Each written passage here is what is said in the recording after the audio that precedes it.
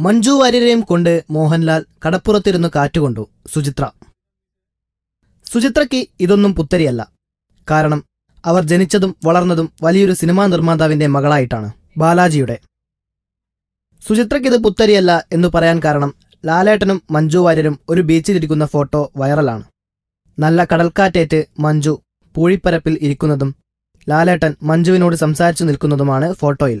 B ഉണ്ണികൃഷ്ണന്റെ villain എന്ന ചിത്രത്തിലെ നായികന്മാരാണ് ലാലും മഞ്ജുവും. ഈ ചിത്രത്തിന്റെ ഷൂട്ടിംഗ് ഇടവേളയിലാണ് ഇരുവരും ബീച്ചിലെത്തിയത്.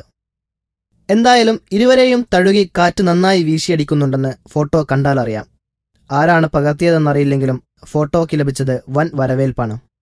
വില്ലനിൽ മഞ്ജുവിനും ലാലിനുമൊപ്പം തമിഴ് നടൻ വിശാലും നടി ഹൻസികയും ബോളിവുഡിൽ നിന്ന് രാശി ഖന്നയും എത്തുമ്പോൾ പീറ്റർ ഹെയ്ൻ സംഘടനമൊരുക്കുന്നുവെന്ന പ്രത്യേകതയുമുണ്ട്. Film court. കൂടുതൽ സിനിമാ വിശേഷങ്ങൾക്കായി ഈ ചാനൽ സബ്സ്ക്രൈബ് ചെയ്യൂ. Film court.